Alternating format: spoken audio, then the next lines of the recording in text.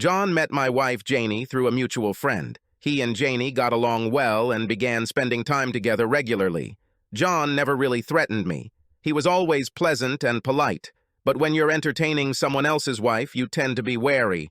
They were fun to snoop around while I was at work or away, but as fun as it was, something was missing. They told me about it later. It was a December night when they decided to complete the missing piece of their puzzle. Janie invited John over to play cards after dinner. He arrived around 8 o'clock in the evening, and Janie greeted him cordially. She hugged him, which I didn't think was that unusual. After all, they were friends. First, we sat on the couch, and I got John a beer from the refrigerator. When I returned, John and Janie were sitting together, holding hands and placing them on his leg. "What's going on, guys?" I asked, because the expression on their faces was that of a person who had to tell some terrible news. "Well, darling," she said, "we have something to tell you, but we'd prefer it if you sat down." I did the smart thing and sat down, and she continued to explain. "John and I have had sexual relations for the past 2 months. You see, we had a chemistry that was stronger than both of us, and one thing led to another. We care about each other." She reasoned sensibly. "I care about you too, and I didn't want to cheat on you, so we have a proposal that we would like to propose."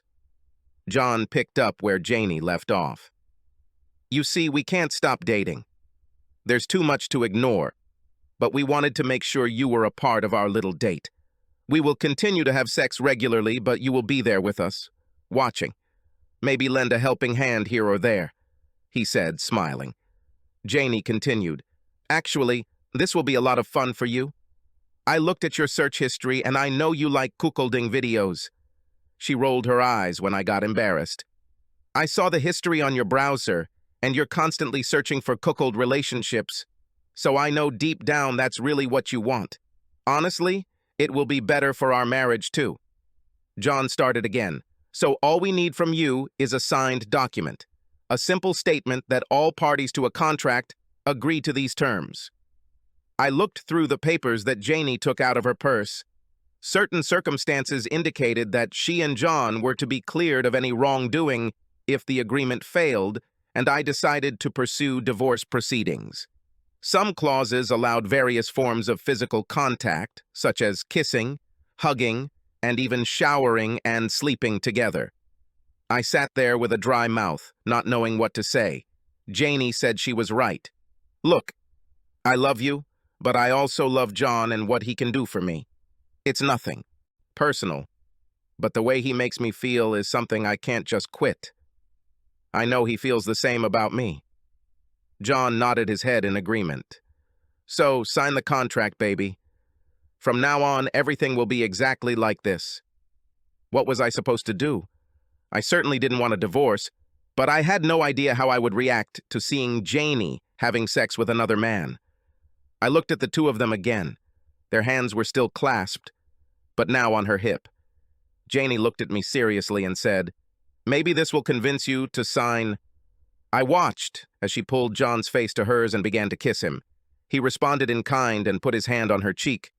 Part of me couldn't believe what I was watching. There was my wife kissing another man. I didn't want to admit it, but the longer they both kissed, the more I liked it. I tried to move away and hide the obvious signs, but John noticed. "Look, he likes it!" he exclaimed. That's when Janie handed me her pen. I looked at the contract with pen in hand and sighed. I couldn't hide it from them, and I wasn't sure if it was right. I've studied quite a few stories about cuckolding sex, but it was for a case I was working on.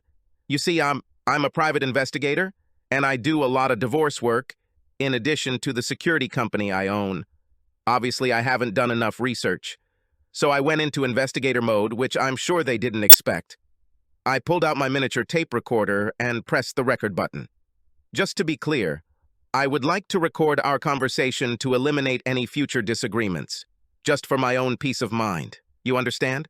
There's a lot of legal nonsense here. I noticed that you two have already signed and notarized your signatures. "Yes," said John. "We just wanted to save time. We knew you would agree with this. Geraldine, our notary, We'll be here soon to notarize your consent. Then we can start having fun." He beamed like a child at Christmas. "Just to be clear, how long have you two been having sex behind my back?" I can't believe I didn't understand anything. Janie squeaked, "Well, we've been married for 4.5 years, and John and I had an affair for 2.5 of them. And please don't mention it in those terms. He is my soulmate, and we have been making love this whole time." "Really? Now I've gone a little overboard." "Come on, Richard. Don't get so caught up in yourself. She is a loving enough woman for both of us." I looked at them and realized that my marriage was over. I took a pen, made my note, and stood up. "I hope this satisfies you." I showed them the document. I scribbled, "Oh, hell no," on the signature. Janie looked at the contract and squealed, "Sorry, dude, I'm bad at sharing. Now look here, John." I shook the beer bottle in my hand, pressing my thumb to the neck. I took the contract and folded it, putting it in my back pocket. I then pointed the bottle at my soon-to-be ex-wife and the asshole who used to be my friend and removed my thumb from the neck. A stream of liquid hit both of them directly in the face. I turned around, grabbed my briefcase, laptop, and jacket, and, despite demands to come back here and where I thought I was going, opened the front door. I ran into Geraldine, a notary. "Your show, bitch." "You must be Richard." "Oh, shit." I got into my pickup and backed up to the top of the driveway. I engaged the driver and turned the wheels to the left, rolling across the front lawn and through the rose bushes. As I pulled off the curb, I hit the left rear panel of this idiot's Lexus. I know that I acted like a teenager, so sue me. At least he was still alive. I went to her parents' house. I decided that I would be proactive. And although I loved my relatives very much, I was not going to be the bad guy. My mobile phone was blowing up with messages and texts. Finally, the inbox was full, and after a while the calls and text messages stopped. I drove up to her parents' house and got out. I pressed the doorbell and soon heard, okay, I'm coming."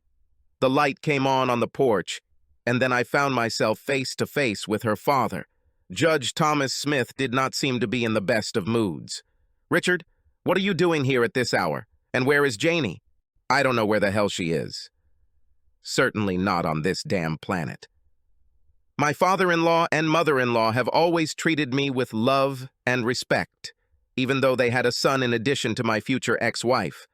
I handed the judge the contract and placed my mini-cassette recorder on the kitchen table. "What the hell is this?" "Read this," I said. He started reading and his eyes widened. "This is true?" he asked. I turned on the tape recorder, and it all started from the point where I asked if I could record the conversation so there would be no misunderstandings. While she was playing, his wife was listening to her, and suddenly the robe she had been keeping closed flew open and her hand went to her face, covering her mouth. She gasped, and the robe fell open, revealing the sexy black nightgown she was wearing. Well, I thought, his evening is ruined. He finished reading and looked at me. "I don't think there's any way around this, is there? What would you do in my situation?" His eyes dropped and he winced. "I understand, son." Just then, their old-fashioned home phone rang. His wife answered the phone. "Hello? Mother. If Richard is there, I need to talk to him right now." Her father grabbed the phone. "About what, stupid? Are you two having any problems?" There was a cry and surprise at the other end of the line. "Dad, what are you talking about? This doesn't concern you or my mother. This only applies to me and my husband. You should get a contract that spells this out. Otherwise, you've turned this into a family problem." I heard screams and, "Oh, no, they know," her father said into the phone. "Goodbye, Janie," and hung up. Dad turned to me and said, "Go and get a good night's sleep. Then do what you have to do. Just don't do anything stupid, okay?" "Yes, sir. I'm sorry for everything. It's not your fault, son. Sometimes a snake just sneaks into the garden." I got out, got in my truck, drove to the Hampton Inn and stayed there for a week. I started destroying the minibar. Taking off my clothes and collapsing on the bed, I slipped into dreamland. The next morning I woke up and cleaned myself up again. I realized I didn't have any clean clothes, so I called another good friend of mine, Gerald O'Toole. the one who's not sleeping with my wife, and asked him to buy some fresh clothes from Walmart and bring them to the hotel, room 819. He was a little worried about what was happening, so I told him that I would explain everything to him when he arrived. Oh, and grab some Egg McMuffins and extra coffee. Hurry up, buddy. I then contacted my office and ordered my two best guys to begin surveillance on my wife and her lover. I called the bank and blocked all my accounts, personal and business. I canceled all of our joint payment cards after I paid them off. I then called and cut off her cell phone, which was part of my business plan with the company, and then called and ordered all utilities in our house to be turned off. I called my friend who was a lawyer, and she recommended a divorce lawyer. My brother is very good if you want maximum bloodshed. Tell him I directed you. Apparently, this will be a sure thing and could become a landmark decision. I called her brother, and around that time, Gerald showed up. I got dressed and we bought food for breakfast. I filled him in on the events of yesterday, and at the same time, told my future lawyer what happened and what I wanted. He told me to report to his office with everything I needed around 3 p.m. We will develop a battle plan. Gerald couldn't believe his ears. I can't believe she could do this. Not to deceive, but to offer a written contract. And besides, certified by a notary. Tell me about it. I need to do one more thing. I'll contact you a little later and bring you up to date. No problem, buddy. I never fully trusted John, and I think now I know why. If you need anything at all, Astrid and I are always here. Astrid was his wife for 10 years and always treated me like a younger brother. He left, and I looked in the mirror. I looked terrible. Definitely an improvement over yesterday. I left and went to the bank. I was immediately ushered into the senior vice president's office. I'm not a billionaire, but between my personal accounts and business accounts, it was a significant amount of money. He attacked me. I don't understand your actions. Of course, it's your money, and you can do as you please. But is there anything we can do to change your mind? Guess where John worked? He was a senior financial consultant at a bank. So I placed the contract on the vice president's desk and then turned on the tape recorder. His eyes became misty as he read the contract. But when he realized what he was reading and what he was hearing, his complexion turned from pink to transparent. This is probably some kind of joke. If this is so, then I'm not laughing. I cannot continue to do business with an establishment that employs a man who has sex with my wife behind my back. My voice rose to a low roar, and I'm sure the surrounding staff heard every word. I took the contact from his shaking hand and picked up the recorder. I wonder how many other clients were treated in the same way. You can inform John Samuels that he will soon be served with legal papers. I turned and left. As I crossed his office, I heard him bark, "Bring Samuels here immediately!" I giggled. I stopped at the stationery supply point and printed out 3 copies of the contract. I thought it best not to show the original to anyone until it fell into the hands of my lawyer. Then I went to my insurance agent. Guess whose future ex-wife worked there? I was led into the office of the owner, Miss Daphne Loria. I thought I heard a muffled Richard as I walked through their office. "That's great," I smiled. Miss Loria stood up as I entered and shook my outstretched hand. "Richard, good to see you. What can we do for you?" She was nervous and looked clearly out of place. "I assume you know why I'm here, Daphne. I am canceling all my insurance with your company effective immediately and would appreciate a refund check now. I can't do business with anyone who would hire a lying, cheating woman." "Just 1 minute, Richard. Your personal feelings cannot influence how my company does business. I didn't see or hear anything." I threw a copy of the contract on her desk and stared at her. "Do you need to listen to the tape recording?" She read 3 pages and briefly examined the notary's seal and signature. A trembling shook her upper body. "1 minute, please." She pressed the intercom button. "Janie, could you please come into my office? Now." Seconds later, the visibly shaken, soon-to-be ex-wife entered the office. "Yes, Miss Loria." "Janie, you're fired. Clear your desk and leave. Immediately." Janie staggered and then lost consciousness. Several people came up and fussed around her. Miss Loria stood up and asked if my decision still stood. I stood up and shook her hand. It's a pleasure to deal with a highly moral professional. I think I can leave my business where it is. I turned and walked out, stepping over my prone ex-wife, and drove to the lawyer's office. My lawyer's name was Nathaniel Sampson. He was a little older than me, but looked younger. He was smart. He invited me into his office. He asked if I wanted something to drink and then asked his secretary to get us some water. Now, Richard, I've talked to my sister and she seems to think I'll like it. So what do you have? I prepared the original contract and then turned on my tape recorder. The recording ended and he listened to it, but he seemed more interested in the contract. When it was over, he pressed the intercom button. His secretary, legal assistant, entered. Bethany, take this tape recording and make 2 copies. Then put the original in the safe. Buy Mr. Daniels a new cassette and return the recorder back. He returned to reading and continued to glance sideways at me from time to time. Finally, he put down the contract and looked at me. This is for real, isn't it? No one could come up with something like that. He thought for a minute, then looked at me. Okay, so what do you want to do? I want to crucify them. I want to hurt them so much that they won't be able to get a job or have any social life together. I want to they paid big time. He smirked slightly and smiled at me. I have never seen anything like this in my life. I wouldn't mind being a part of this for any money in the world. The first thing we're going to do is get a notary here and question her. I've worked with her before and I think she'll be accommodating. We will have our own notary here and we will do everything legally. We will then verify the authenticity of the tape and put it to good use. We will insist on a jury trial and beat them up. Oh, I said, I think they're both out of work. I made a little fuss at the bank and at her workplace. Even better if we just increase the pressure. If we get a jury trial, I will take up the case pro bono. I already like it. The fact of the matter is that they have no claims to either slander or slander. We have proof that everything they said is true.